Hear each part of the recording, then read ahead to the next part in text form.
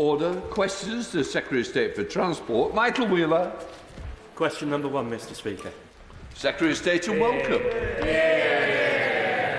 Thank you, Mr. Speaker. Can I start by saying it's very good to be here and wishing you and the House staff a happy New Year and wishing the Aviation Minister a very happy birthday for today. Mr. Speaker, in the budget, the Government confirmed over £1 billion of funding to support bus services, an additional £200 million for the City Region's sustainable transport settlements for eligible mayors, over £650 million for local transport outside the City Regions, a £500 million increase in local highways maintenance, and £485 million in capital funding for Transport for London. Can I begin by welcoming the Secretary of State to the dispatch box for her first questions? She brings great experience in working to bring transport authorities together. My constituency of Worsley and Eccles suffers from regular serious rush hour congestion. Can I ask how she can support transport authorities in urban areas to work with neighbouring authorities to ensure a strategic approach is taken across commuter belts to alleviate congestion? I thank my honourable friend for his kind words, and can I assure him that the Government is committed to improving local transport across individual local authority boundaries. We have provided over £1 billion in funding to the Greater Manchester Combined Authority in his area, which takes a strategic approach to managing transport across its region. And my right honourable friend, the Deputy Prime Minister, has also set out ambitious measures in the recent English devolution white paper to support more joined-up running of local transport networks that people rely upon every day. We're a Hobhouse. Mr. Speaker, and may I welcome her to the dispatch box, and happy birthday to the Aviation Minister. Mr. Speaker, buses in my constituency are really not adequate, and the situation has been made worse since the £2 bus cap was lifted, the fare was lifted. Local authorities in Bath want to improve the situation. They want to franchise bus services themselves, but their hands are tied by the Weka Mayor, the Labour Weka Mayor, who refuses to do so. What should local authorities like Bath do? I thank the Honourable Lady for her question. Of course, this Government did step in to ensure that bus fare wouldn't explode at the beginning of this year when the £2 cap that the previous Government legislated for ran out. We could have seen a 650% increase in costs on some services in the worst case, and it was really important we took that action to ensure that fares are avoidable. I would advise her local authority to work through any local issues with the regional mayor. It's vital that we see transport authorities of all types collaborating to ensure that there are really good, high-frequency, high-quality bus services for local people to go about their daily lives. Andy McDonald. Thank you, Mr. Speaker. May I also welcome the Secretary of State to her place. It's delighted to see her there. I wonder if she might help me in circumstances where a mayor does not want to embrace the opportunities of the Bus Services Act and fully re-regulate, as in the Tees Valley. Perhaps she could give some consideration to providing a power within forthcoming legislation for the public to overreach that. I wonder, might she consider that as a possible option? There are a number of options outlined in the Bus Services Bill that had its second reading in the other place yesterday that include franchising options, enhanced local bus partnerships, indeed municipal ownership of bus companies, whilst the suggestion that he makes isn't currently one of the provisions within the bill. I would gently point out to him as well that there would also have to be an authority to let contracts either to private providers, and so whilst I'm happy to explore options, I do think we need to think through the practicalities of any suggestions such as his. Richard Foord. Thank you, Mr. Speaker. Cullompton and Wellington railway stations were two of the most advanced of all of the programmes in the Restoring Your Railway. The existing local transport authorities have already invested in getting us to the stage of a full business case with a benefit cost ratio is very high, 3.67. Can the Minister confirm that this programme is in no way disadvantaged compared to those transport authorities in urban areas that have mayors?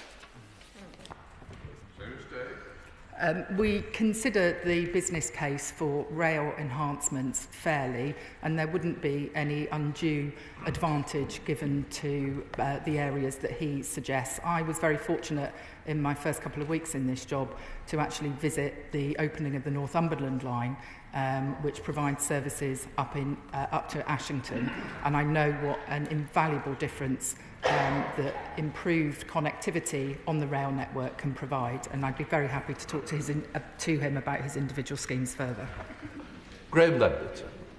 Question number 2, Mr. Speaker.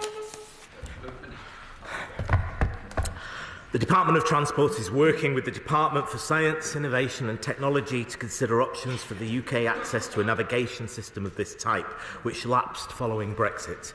This work is ongoing and no decision has been made at this time. Graham Leadbitter. Thank you, Mr. Speaker, and also welcome the Secretary of State to a new role and look forward to working across party boundaries where possible. The European Geostationary Navigation Overlay System, or EGNOS for short, is a satellite enhancement system for GPS. Canterbury, Highlands and Islands Airports Limited, who are headquartered within my own Moray West and Strathspey constituency, have been working with NATS on developing the use of the system and have invested a lot of time and effort into it. It would increase mapping accuracy and vitally enable planes flying lifeline air services to land in a broader range of circumstances, improving service and reliability. Since Brexit, as the Minister has said, that work has stalled, but the Government can re-engage with the programme should it choose, as it's open to non-EU members. Will the Minister commit to doing that? Well, I'm very grateful for the Honourable Member of putting this on my radar. Too early. Oh, come on. Don't give up the date. Yeah. It is an important issue. We are considering the costs and the benefits of all options, and it is very good for particularly regional airports. We are working with the EU to identify areas where we can strengthen cooperation for mutual benefit, but it's still too early to discuss this specific area in detail. I hope to come back at some later time to the House with a more considered view. Lilian. Number 3, Mr. Speaker. Minister. I want to assure the Honourable Member that this Government treats road safety with the utmost seriousness, and we're committed to reducing the numbers of those killed and seriously injured on our roads. My department is developing our road safety strategy and will set out further details in due course. Lilian. Thank you, Mr. Speaker. And can I also join others in welcoming the Secretary of State to her place? Bikeability is the world's largest road safety programme. Recent data from the Bikeability Trust showed that areas with higher levels of training for children showed a decrease in the number of people killed or seriously injured on the roads. Does the Minister agree with me that bikeability training is an essential life skill that everyone should have access to? And will she commit to joining me on a visit to a local Oxfordshire school to see the scheme in action? Well, I thank the Honourable Member for his question. 1.6 million people have participated in Active Travel England's training programmes, including a record 500,000 children receiving cycle training last year. I'm a keen cyclist myself, and I really understand, having been knocked off my bike in the last couple of years, how important it is to know that you can cycle safely and to feel confident to do so. I'd be very happy to come and join him to see some of that work in action. Sarah Coombs. Thank you, Mr. Speaker, and can I warmly welcome my friend, the Secretary of State, to her place. A couple of years ago, some children in my constituency started a campaign about a really dangerous stretch of road where cars speed and there's no pedestrian crossing. Tragically, a few months ago, one of those children lost her grandmother to a car crash on that very stretch of road. This is devastating for families and it's devastating for communities. So can I ask the Minister what steps the Government is taking to make our roads safer? Well, I thank my honourable friend for raising that case. Every single death on our roads is absolutely tragic, and that's precisely why we will be bringing forward further measures with a new road safety strategy, the first in more than a decade, that will consider how we prevent such appalling tragedies from happening, including in her constituency.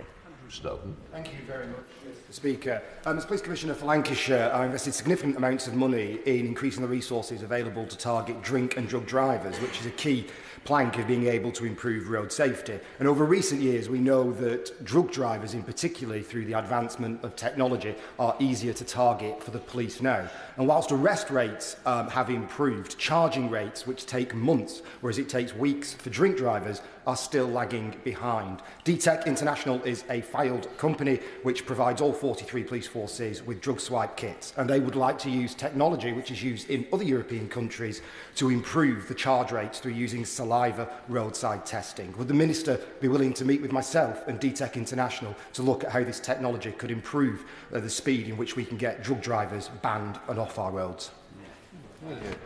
Well, he's absolutely right to raise concerns about the impact of drug driving. I think those who had been affected by an impairment drug were involved in 13% of fatalities last year. And just before Christmas, I went out with Joe Shiner, who's one of the leading police officers responsible for roads policing, and saw for myself the work that can happen, and also heard about the very issue that he raises around prosecution. So I'd be very happy to meet with him to discuss this further. Will Brittle. Mr. Speaker, St Helens Road in my Bolton West constituency has regrettably become the site of numerous serious car crashes, and local residents have raised their grave concerns with me, both about speeding but also about dangerous driving. So how is the Minister working with local leaders in particular to drive improvements to road safety? Well, my honourable friend is quite right to raise concerns on behalf of his constituents. Local authorities have a vital role to play. They are responsible for introducing road safety measures appropriate to their areas, and of course the department is responsible for legislation and for guidance to help them to do so. And I continue to engage with local authorities to ensure that we're providing them with the support that they need to make our roads safer. Question 4, please, Mr. Speaker. Bruce Day. Mr. Speaker, with your permission, I'd like to answer this question with questions 7, 13, 15 and 17. The Government is determined to help local authorities in England tackle the highways maintenance backlog that is the result of a decade of underinvestment by the previous government. We are making an immediate start by providing an extra £500 million next year, an increase of nearly 50% compared to the current financial year. John London. The A1 is a vital road link for the Scottish borders and Scotland to the rest of the United Kingdom. Labour's decision to scrap the much-needed improvements will harm the local economy and stop businesses investing in jobs. The local Labour MP, the Honourable Member for North Northumberland, said he was disappointed and frustrated by the decision by his Labour colleagues. What does the Labour government have against car drivers and truck users on roads in the rural Scotland? I can assure the honourable gentleman that we have nothing against car drivers and truck users. We do appreciate the long-standing local desire for dualling of the A1 from Morpeth to Ellingham, but I am sorry to say that in the assessment that we did post the general election, it does represent poor value for money. There had been several delays to the development consent order decision, and the contractors were decommissioned over 2 years ago. In that time, scheme costs have risen significantly, making the scheme even less affordable and worsening the value for money further. Having said that, I do recognise that there are safety issues on the existing route, which we will need to look at carefully, as we would with any other part of the network, but that alone does not warrant the fuel dualling scheme. Luke Murphy. Thank you, Mr. Speaker, and I'd like to welcome my friend, the Secretary of State, to her place. Potholes represent a serious issue in Basingstoke, with many constituents telling me of damaged vehicles and even physical injuries.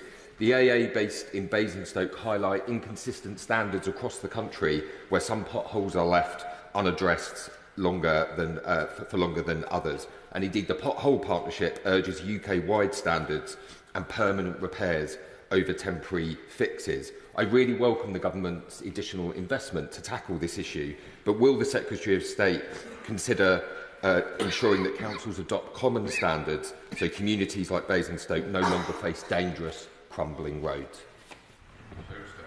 My honourable friend is absolutely right about the damage that potholes can cause for all road users. We have committed record money to fixing this and to enabling councils to get on with this work. All local authorities should have their own standards of road maintenance, service and inspection in line with local needs and priorities. But I do want to update the Department's guidance to local authorities on how best to look after their highways networks to make sure that local authorities follow best practice and so that there are common minimum standards so all road users know what they can expect. We're in the just. Thank you, Mr. Speaker. I also wish to welcome my friend, the Secretary of State, to her place. Mr. Speaker, many of my constituents in Wolverhampton West complain not only about the number of potholes in our roads, but also about the standard of repairs when they do take place, with some potholes reappearing shortly after they have been repaired. So whilst the £1.6 billion funding for councils is, of course, very much welcomed, can the Secretary of State please confirm what other steps the government is taking to ensure that our roads are always well maintained to avoid the risks of injury to people and damage to vehicles? We do agree that local authorities should not just patch potholes but focus on long-term preventative maintenance programmes for repairing and maintaining all parts of the highway network, including footpaths, pavements and bridges. We will require local authorities to follow best practice to get the full funding uplift, and we will update the Code of Practice for Well-Managed Highways, the guidance document, to help support local authorities in this and to emphasise the importance of proactive preventative measures. Jen Craft. Thank you, Mr. Speaker. Potholes plague the streets of Thurrock, a daily reminder of 14 years of Conservative neglect. Stifford Clays, where my own tentative attempts to learn to drive took place, is particularly bad, but the effects are felt throughout my constituency. So I was very pleased that the Secretary of State is tackling this issue with £4 million committed for Thurrock specifically. Can the Minister tell me how much motorists in Thurrock could save under Labour's plans? I'm grateful to my honourable friend for that question. Our broken roads have long been a national embarrassment, and a proper fund to fix our roads has long been overdue. In answer to a specific question, RAC data shows that the average cost of pothole-related damage to vehicles is around £500, with more severe repairs often costing much more. The government's extra funding for local highways maintenance next year could therefore save individual motorists in Thurrock hundreds of pounds, if not more. Mr. Speaker. Local residents tell me of their frustration at the epidemic levels of potholes that exist across the constituency after 14 years of failure to grasp with the problem. And motorists all too often are the ones who will pay the price. Does the Secretary of State agree with me that local councils like Northumberland, North Tyneside and Newcastle in my constituency will benefit from proper long-term funding to allow them to carry out work, to plan works and to carry out repairs?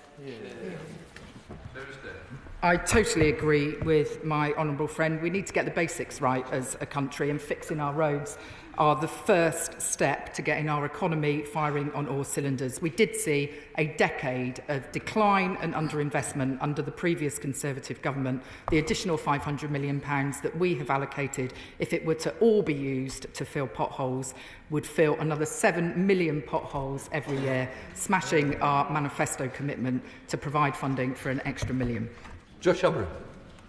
Thank you, Mr. Speaker. Whether it's Silverdale Road in Eastbourne, Robmill Drive, Quebec Close or Salon Place, potholes litter our roads in Eastbourne after years of neglect by the Conservative County Council, and indeed the Mersers at my local garage have replaced my tyre a number of times in response to that, and I thank them for it. We also have a ridiculous situation where potholes that are right next to each other are not both sorted at the same time. It's a wasteful practice. So will the Secretary of State urge East Sussex County Council to stop this wasteful practice and ensure that Eastbourne benefits from its fair share of the nearly £300 million granted to the South East to tackle potholes? I am very clear that local transport authorities should be using this money in a way that provides excellent value for money for the taxpayer, and the sort of situation that he describes does concern me. I think we have waited a long time for this level of investment to come forward, and I'm very, very keen to see local authorities such as his just getting on, cracking on with the job and making sure that motorists and all road users for that matter have safe smooth roads that they can travel on. Clive Jones. Thank you very much, Mr. Speaker. The roads in Wokingham, like everywhere else in the country, have deteriorated in the last few years. We need to stop potholes, not just fix them, and that means resurfacing roads regularly.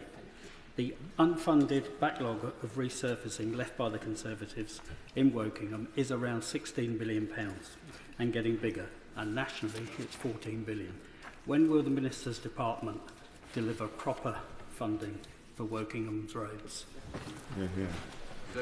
I would disagree with the honourable gentleman slightly. I do think a £500 million uplift is proper funded. It represents on average a 40% increase and takes the overall amount of funding up to £1.8 billion. I do agree with him on his substantive point, though, that actually some of this money should be used for proactive, preventative road resurfacing, because in some cases that will provide the best value for money for the taxpayer. Jim Farrell. Thank you, Mr. Speaker. Hundreds of local council roads right up and down around the country include half-joint bridges built in the 60s and the 70s, which are now dangerously unsafe. They include the Brigsteer Road and Underbarrow Roads bridges out of Kendal, which have been closed for the last 6 months to great inconvenience to the local community, built with government funding 50, 60 years ago, but with local councils not able to replace them with the funds they have available to them now. Would the Minister meet with Westmoreland and Furness Council urgently so those bridges can be reopened and our communities can be reconnected very quickly?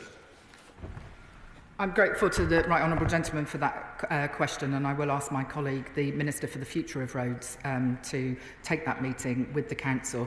The additional money that we did provide and the announcements on individual allocations before Christmas can be used not just for roads maintenance but for bridges, for pavements as well. Shadow Minister Jerome Mayo. Thank you, Mr. Speaker, and I too welcome the Secretary of State to her position. I look forward to helping her to do an excellent job. As we can see, Mr. Speaker, from the last days of flooding, changing weather patterns are damaging our roads and increasing potholes. The last government allocated an additional £8 billion for road improvements, paid for by the cancellation of the northern leg of HS2. And yet all we've seen from Labour is a commitment of £1.8 billion for this financial year. Will the Minister commit to matching the additional £8 billion for road maintenance? We are more than matching the commitments that the previous government made. And I say gently to the honourable gentleman that along with those 40 hospitals that were promised and a whole range of other commitments which proved not to be worth the paper that they were written on, I think that commitment that he made around resurfacing roads falls into exactly the same category. They were fantasy figures, unlike the Labour Party, who promised to deliver change. We've got an additional £500 million coming into our highways maintenance highways maintenance budget, so that people across the country will see that change delivered for their local area. Mr. Speaker, I don't know about you, but I wasn't sure from that answer whether that was a commitment to matching the £8 billion or whether she considered that was a fantasy commitment. But it's not just the £8 billion investment that seems to have gone missing. As soon as they were in power, Labour cancelled the A27 bypass, the Stonehenge tunnel, improvements to the A47 in Great Yarmouth, the A1 from Morpeth to Ellingham, Junction 8 of the M27 at Southampton, and other projects. That's £3.3 billion axed from works to help motorists. What have they done with the money? Has Labour prioritised pay rises for unions over improving roads and helping motorists? The truth of the matter is, when this government came into office, we inherited a whole raft of half-baked, unfunded schemes that this government is having going to work through to provide a sensible pipeline of infrastructure improvements for our country. So I'm afraid I won't take any lessons from him about investment in our national infrastructure. Question number 5, Mr. Speaker. Mr. Speaker, I'm delighted to confirm that as part of the £1.6 billion that this government confirmed that's investing in highways maintenance before Christmas, we also announced that we will be clamping down on disruptive works by doubling fixed penalty notices for utility companies who fail to comply with rules and extending charges for works that overrun into weekends. Thank you, Mr. Speaker, and I draw members' attention to my register of interest. My constituents in Broxbourne are sick to death with the endless road closures, temporary traffic lights where they drive past with no works taking place. Will the Minister demand utility companies do everything within their power to get roads open as quickly as possible, in particularly when they dig up roads under the emergency procedure?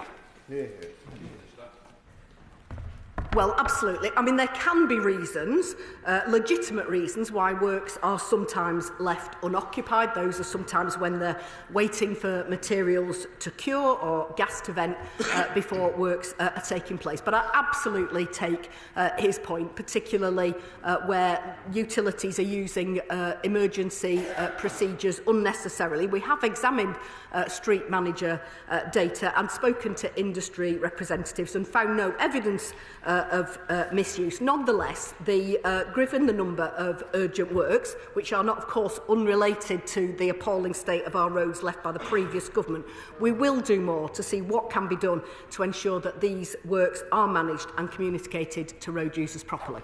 Jacob Collier. Mr. Speaker, roadworks plague the roads in my constituency of Burton and New Toxteth. A significant issue is that utility companies dig up the roads without requiring council permission. They often leave these sites incomplete while different teams carry out their work, causing chaos and congestion in the process. We frequently face the absurd situation where we have roadworks on diversion routes for roadworks.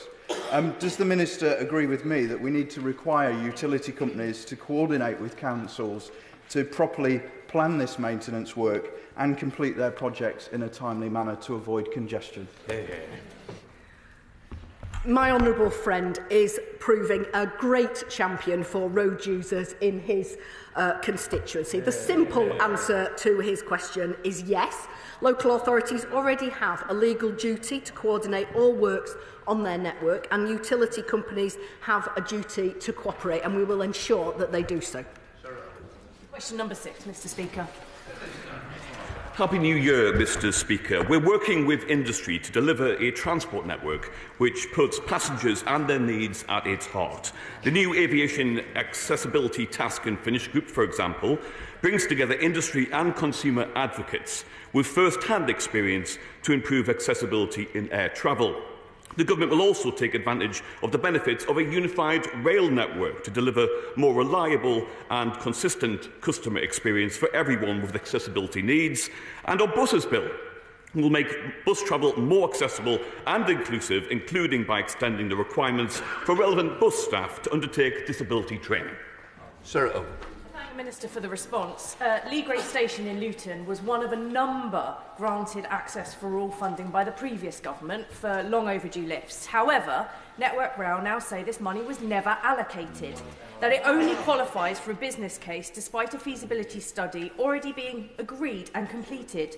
Those that can make the nearly 2 million journeys from Leadbitter Station, including myself, are left with a crumbling footbridge which is not accessible for many. Will the Minister offer assurances that access for all funding to Leadbitter Station will be honoured and meet with myself and Bedfordshire Rail Access Network to establish the quickest path to lifts at Leadbitter Station? I thank my honourable friend for her question, and she's been a formidable advocate for this, having raised it numerous times already. The Rail Minister is carefully considering the decisions made by the previous government in relation to the Access for All programme. My honourable friend will be aware that Leadbitter was one of 50 stations across Britain selected by the previous government for further consideration to consider if it could be made step-free between the entrance and all platforms. We'll shortly update the House on our approach to Access for All, but let me assure her that that we're committed to improving accessibility of the rail network, recognising the social and economic benefits that it brings. Thank you, Mr. Speaker. Like the Honourable Lady, my constituency stations in Hedge End and Swanwick were allocated money by the last government for accessibility lifts at those stations. And unlike her rail company, my rail company did accept that that money was allocated. Within the first week of this government taking over, that was scrapped, and the rail minister wrote to me without any clear plan about when this government will make an announcement on what will happen with the Accessibility for All scheme. The minister's just outlined that that will be shortly. Can he be more clear to my constituents who have been waiting for a very long time so that disabled people and people with wheelchairs and pushchairs can have the journeys that they need in my constituency? When will this government make an announcement on accessibility for all? I thank the honourable member for the question. I can assure you that as soon as I'm in a position to do so, I will give you more information on the Access for All programme. Rachel Taylor. Thank you, Mr. Speaker. Two of my friends, Ruth and Janet, are wheelchair users, one of them as a result of an accident just outside this place 25 years ago. They can't travel together on our buses as there's only ever one wheelchair space. They often book assistance at train stations only for it not to turn up and leave them stranded. Their handling on planes has not only led to bruising and pain but loss of dignity and sometimes missed flights when assistance doesn't come in time. They're now reluctant to go on holiday if it means flying. Will the Secretary of State meet with them and set up consultations with disabled passengers up and down the country so that our public transport can meet their needs in every region? Will she require local authorities taking over bus services to consult with disabled passengers and set minimum standards for delivery? I thank my honourable friend for her question. We want a transport system for everyone, where across the network accessibility is designed in as standard. So we can make it easier for people to get on and off services and build a safe and more secure network, particularly for women and girls. It's the government's ambition for disabled people to have equal access to transport, recognising the needs of both visible and less visible conditions. And of course, I'll be more than happy to meet with my honourable friend.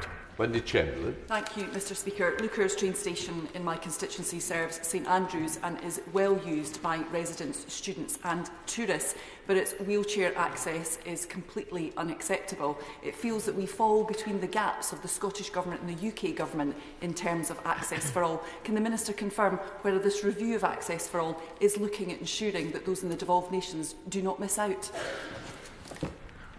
I thank my honourable friend for her question. I can assure you that I will raise this with the Rail Minister, and I'm quite confident that he would have had these discussions with the devolved governments.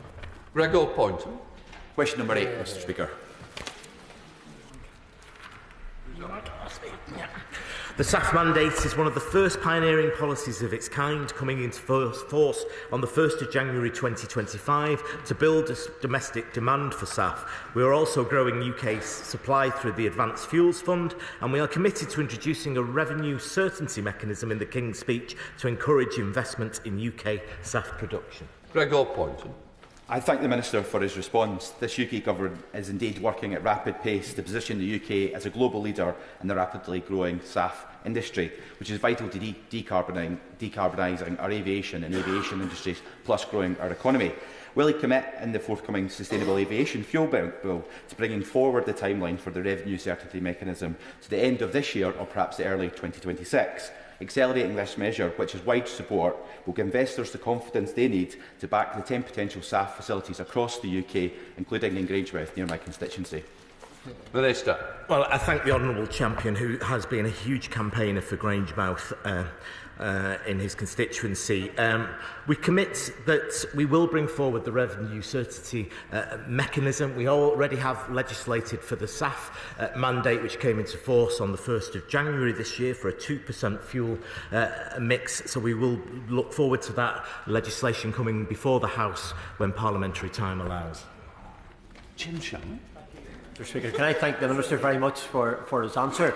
And I know he's got a deep interest in Northern Ireland, so can I ask a similar question? The question is, and I think the Minister is probably committed to it, Northern Ireland wants to be and can be, because they've got the ability, the aspects of all it needs to provide the aviation fuels that are necessary. So what progress has the Minister had in relation to his discussions with the Northern Ireland Assembly to ensure that we can be part of that future of this great United Kingdom of Great Britain and Northern Ireland, always better together. Well, the honourable member is a doughty champion for air travel and SAF in Northern Ireland. Through the Advanced Fuel Fund, we've got 13 projects investing well over £100 million currently across the UK to see what comes forward in the market, and I hope Northern Ireland will be integral to that process. Minister Greg Smith. Thank you, Mr. Speaker, and can I also wish the Minister a very happy birthday. With estimates suggesting that the SAF mandate provisions and the revenue certainty mechanism will still leave a shortfall, with a family of 4 facing over £300 extra to fly on holiday by 2040. That is a clear concern for consumers as well as the airline industry. Net zero should not come at an additional cost to consumers or undermine freedoms, in this case, to fly. The test must surely be how to defossilise and decarbonise and allow people to do the same at the same cost. So what steps is the Minister taking in conjunction with the Treasury to close the financial gap between incentives in the mandate and the actual increased cost of switching to SAF for the end consumer? Well, I think it ended with happy birthday. The goodwill. I remind the Minister it's little over 12 months ago in one of the then Prime Minister's better videos. He came out into Downing Street, he looked at the skies and lauded the policy that he wanted when we saw the Virgin Atlantic fully 100% SAF trip across the Atlantic. This was a previous government's policy, but because of the sclerotic nature of that government, we are now getting on with implementing both the SAF mandate and the revenue support mechanism. There is a regular review point, as the honourable member knows, baked into this legislation so that we can revisit targets if required. Greg Smith. Thank you, Mr. Speaker. Of course, there is always another way. Much of the debate on SAF so far has been around fuels made from feedstocks and waste products. Unlike fuels requiring feedstock, whose input costs will only ever go up, the industrial process of creating power-to-liquid synthetic aviation fuel will actually reduce in production costs, with some predicting cost parity on production of these synthetic fuels with existing fossil fuel extraction and production costs within a decade. So will the Minister agree synthetics offer a much better long-term solution and reprioritise the government's approach to SAF away from transitional solutions and to synthetics? Minister. Well, the honourable member has his car that he drives on synthetic fuel, so I know how passionate he is about this matter. Now, there are many ways we can get to SAF. The Sustainable Aviation Fuel mandate is supported by industry, and there's a real opportunity to establish a whole plethora of production in industry, and we can create thousands of new well-paid jobs while protecting the pound in the holidaymaker's pocket. Max Wilkinson. Number 9, Mr. Speaker. The Department continues to work closely with the rail industry to minimise the disruption to passengers on the Great Western Main Line during construction of the new station and during its operation. Our priority is to mitigate as far as possible the impact on passengers by investing £30 million to service continuity during periods of disruption. Max Wilkinson. Thank you, Mr. Speaker. I thank the Minister for his answer. The Secretary of State's constituents will be affected, as mine are, by this. And compensation, as I mentioned in my question, comes in many forms. It may be in the form of better Wi-Fi on trains to improve the service for business users. It may be in the form of more rolling stock to end the bizarre practice of half-length trains running at peak times out of Paddington. And it also may come in the form of an investigation into how we can lower the ridiculous turnaround times at Gloucester Station, which delay Cheltenham passengers so much. So I'm hoping that the Minister will confirm that all of these things are being looked into for passengers in my constituency and the Secretary of State's too. Thank the honourable member for their question. My colleague, the Real Minister, has met with MPs across the House on this issue and has attended an industry programme board to ensure that passenger interests are considered and that disruption is minimised for passengers both during and after its construction. Thank you, Mr. Speaker. 2025 is a really exciting year for Derby, and part of that excitement is the progress underway on Great British Railways, which will be headquartered, rightly so, in Derby. But can we also make this the year that the British public fall in love with rail travel again by giving GBR a strict timetable to simplify complicated ticketing and fares and implement a digital pay-as-you-go as well as automatic compensation? I'm not quite sure it fits the question to the original question. I think we've probably strayed too far away. Charlotte Kane. Thank you. Question number 10, please, Mr. Speaker. Transport is central to this government's plans for rebuilding Britain and growing our economy. We are committed to investing in the rail capacity needed to support that growth. That means improving performance and timetables to make the best use of the capacity we have, but also investing in new and improved infrastructure such as HS2, the Transpennine route upgrade and East-West Rail. Charlotte Kane. I thank the Secretary of State for her answer and welcome her to her place today. Ely Junction is a major bottleneck in our rail network, and the Ely Area Capacity Enhancement Scheme is designed to improve that. If that scheme goes ahead, it could deliver over 250,000 extra rail passenger journeys, and it could take 98,000 lorry journeys off the road every year. It will also help the Midlands and the North grow their economies because it will improve freight transport to and from the ports and the Midlands and the North. To add to all these benefits, the business case stacks up. For every pound invested, it will deliver nearly £5 of benefits. So will the Minister... Order. It's far too...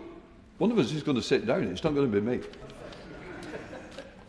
It's far too long a question.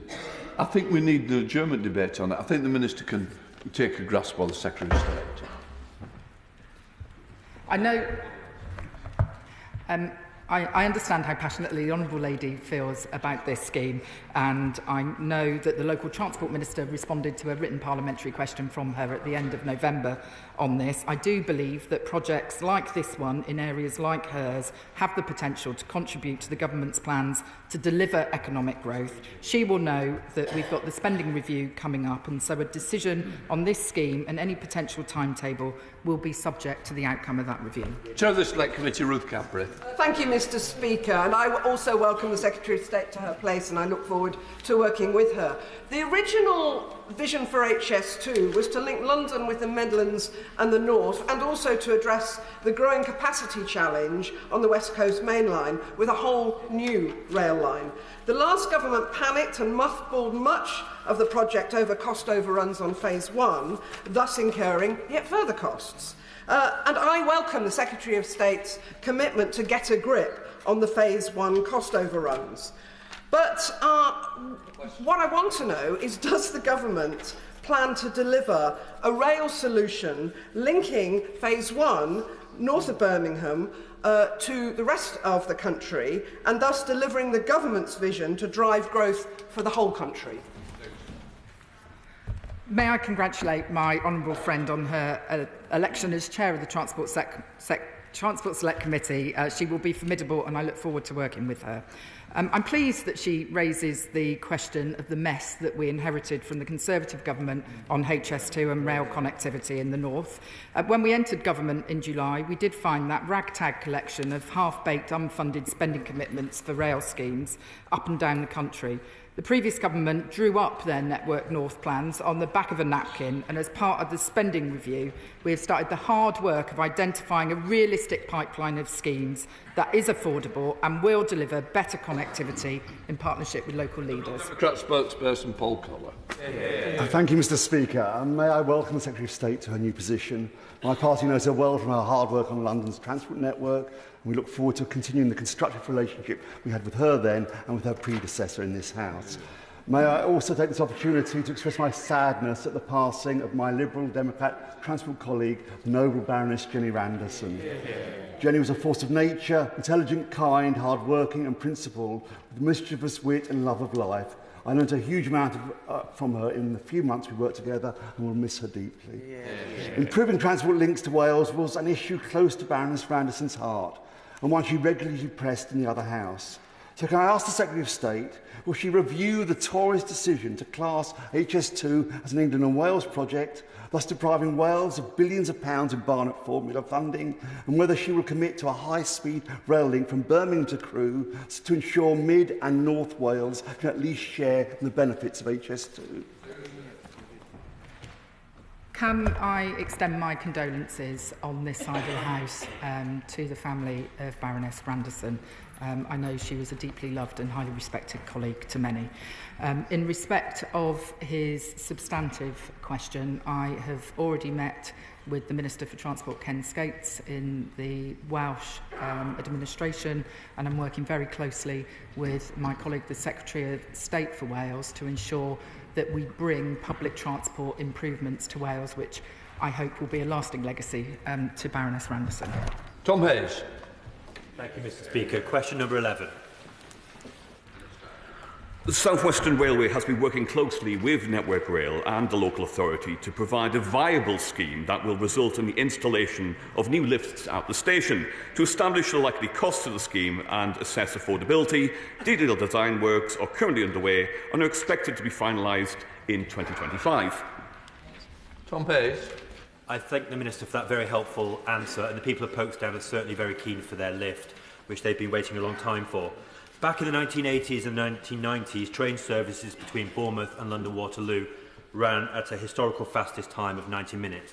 Would the Minister meet with me and South Western Railways to discuss whether we could restore that fast time, as well as to discuss Folkestone?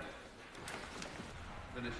I thank my honourable friend for raising this. There are no current plans to introduce an express service between Bournemouth and London, but what I can say to him is I will keep him updated on the future plans regarding South West Rail, which will become the first operator to be taken back into public ownership in May.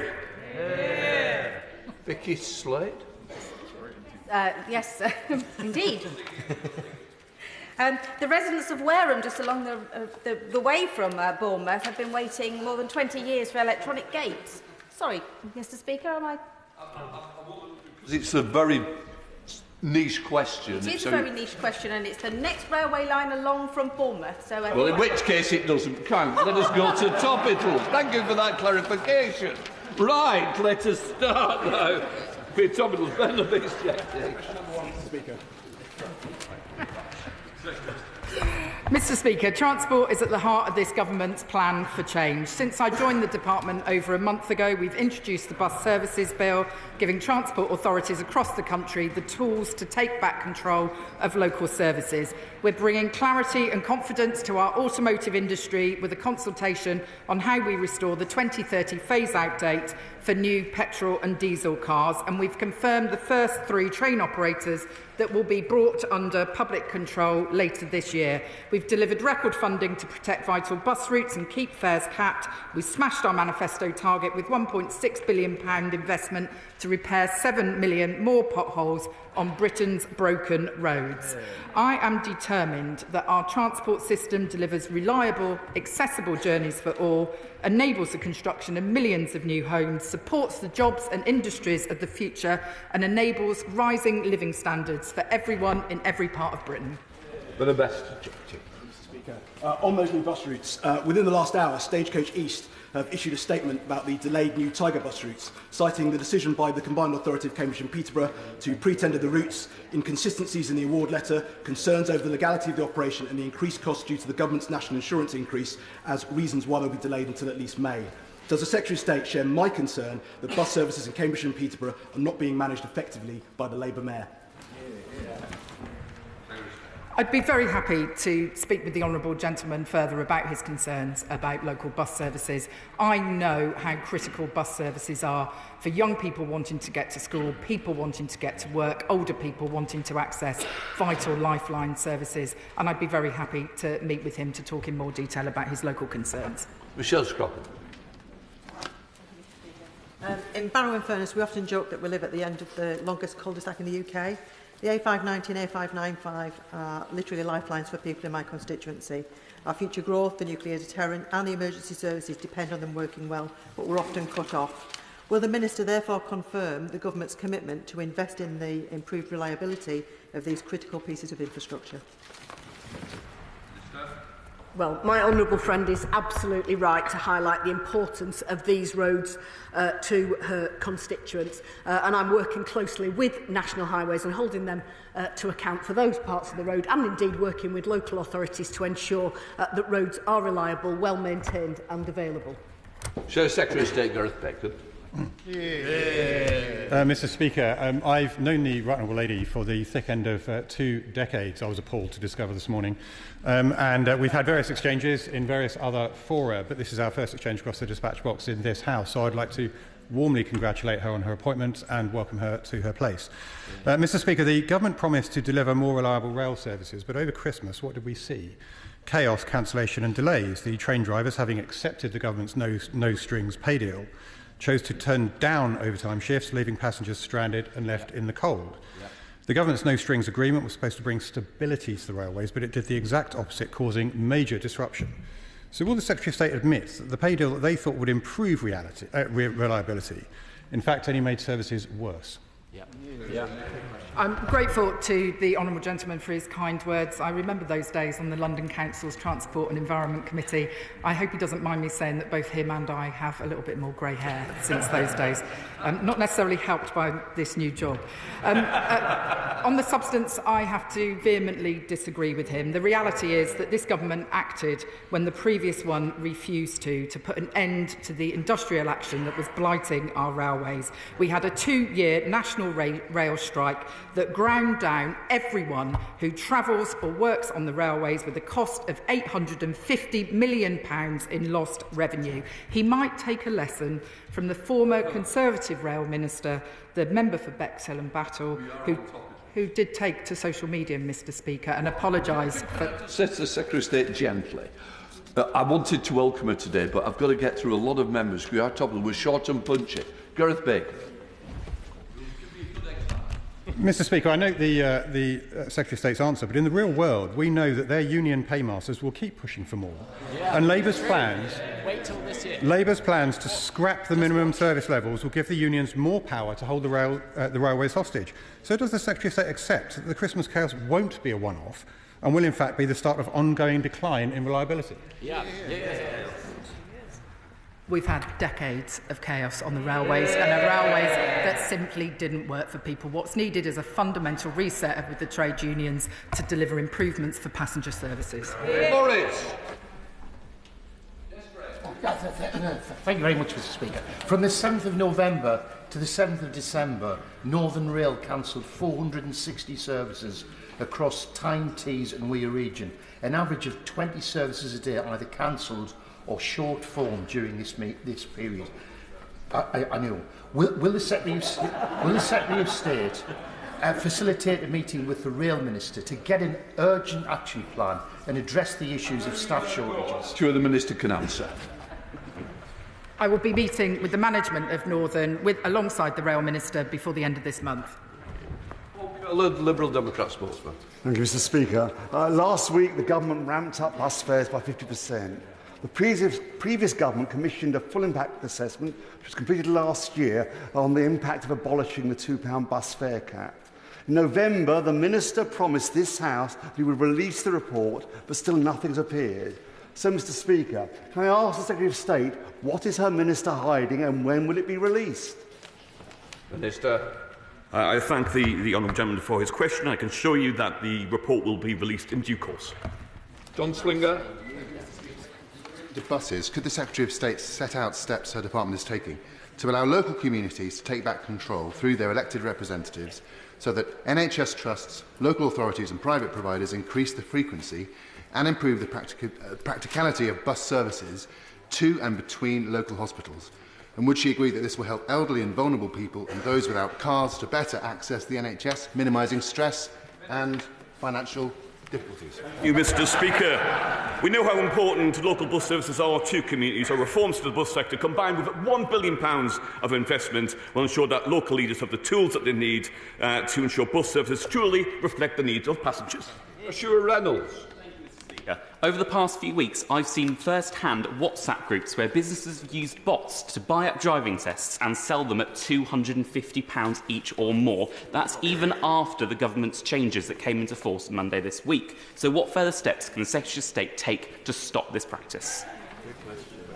Well, he's right to raise concerns about these appalling practices that are being used to rip off learner drivers. To help with this, we announced a call for evidence about the current rules and processes, and we'll be working hard to eliminate the bots and make sure that learner drivers get a proper deal. Okay. Under the previous government, bus services in rural areas were decimated, with the number of bus journeys in the Derbyshire Dales declining by 55% between 2010 and 2023. What steps is the Minister taking to stop further cuts to bus services in rural areas like the Derbyshire Dales? I thank my friend for his question. £1 billion was announced in the last budget for bus services, which will, of course, be available to his local transport authority in order to invest in areas, including rural areas, to ensure that bus services are accessible, are regular and affordable. Thank you, Mr. Speaker. A Tame to Haddenham cycleway would transform how residents of Tame get to the local railway station. However, active travel funding is essential from central government to get schemes like this off the ground. Will the Secretary of State commit to increasing the active travel budget beyond what has already been announced to truly revolutionise rural cycling? I thank the member for his question. He will be aware that an extra £100 million was announced at just the recent budget, and we will be working closely with Active Travel England to make sure that that money is put to good effect across the country. Lilian Jones. Thank you, Mr. Speaker. The nationalisation of ScotRail has been another SNP transport fiasco. The flagship £25 million scheme to boost the number of freights transported by rail failed to achieve growth. Their mismanagement of ScotRail and of their own budget has led to a double whammy price hike for passengers, with the return of peak fares at the same time as price rises. Would the Secretary of State agree with me that at a time when we need better trains to boost growth and reduce emissions, the SNP has instead consigned ScotRail to a spiral of decline and let my constituents down? I would agree with her. We won't make the same mistakes when we are taking train operating companies into public ownership. We will do this properly. It's a massive undertaking, but we will make our railways a system for the whole country to be proud of. Leadbitter. Thank you, Mr. Speaker. Since Brexit and the reinstatement of duty-free shopping, UK travellers have spent nearly 50% more on their duty-free shopping in all in the EU. Not a penny has supported jobs or investment in Scottish or wider UK airports. Does the Minister agree that a way to repatriate these sales and support the travel sector to invest in jobs at international gateways would be by introducing arrival duty-free, and will the Minister work with the Treasury and the travel sector to achieve that? Well, changes made during the pandemic crippled airport duty-free shopping was no. I will get the honourable member a more detailed letter on the matter. Rachel Maskell. York's advanced digital and advanced rail cluster can really boost our economy with the innovations that it's bringing, as well as providing 5,500 jobs in York. Will the Secretary of State meet with me to discuss how we can bring this into her strategy for developing in the rail industry? I will. I know that she represents a proud railway city of York, and I do so in the proud railway town of Swindon. I look forward to having that meeting with her. Mr. Speaker, the CellRAP campaign group have long been advocating, as have I, for a new rail link between Skipton and Cone, because it will have huge benefits to the likes of Keighley for freight and both passengers. Will the Secretary of State meet with me to discuss this ongoing long campaign that I've been advocating for? I'd be happy to. Thank you very much, Mr. Speaker. In South Shields, not only is our public transport expensive, we have to suffer constant metro delays, tunnel closures, replacement bus breakdowns, and this Christmas our roads were completely cut off. Will my right honourable friend please meet with me to discuss these long-standing and ongoing issues? I'd be happy to meet with her and have already met with a number of members of Parliament in the Gateshead area about some of the recent problems with the flyover, as well as the Mayor for the region. Matt Vickers. Thank you, Mr. Speaker. When HS2 was cancelled, the last government set aside £1 billion for Teesside to protect our iconic transporter bridge, deliver a new train station for Teesside Park and upgrade the train station at Thornaby and much, much more. We're 6 months in now. Can't you tell me, will we be getting the money, or is the Labour Party pulling the plug on investment in Teesside? We're 6 months in. The party opposite had 14 years. Those promises are worth nothing without a plan to deliver. Helena Dollymore. Speaker, in Hastings, Rye and the villages, we have some of the worst potholes in the country. So can I welcome the record £21 million awarded to East Sussex to fill potholes? And will the Minister join me in calling on Conservative-run East Sussex County Council to fill the potholes and make sure that Hastings and Rye gets its fair share of that funding? She's a doughty campaigner for her local area, and I fully endorse her efforts in getting money to fix the broken roads in her own constituency. Gregory. Thank you very much, Mr. Speaker. In Hale and Badshot, Lee, in the northernmost parts of my constituency, many residents can only get into Farnham Town Centre using the bus service. There is concern now with the increased numbers of building and future building under the new government's plans that bus services won't be adequate. Will she meet with me to discuss the plans for North Farnham and Badshot, Lee and Hale? I thank the honourable member for his question. Buses are, of course, the most commonly used mode of public transport in Britain and the lifeblood of our communities, and we'll be more than happy to meet with him. Dr Peter Prince.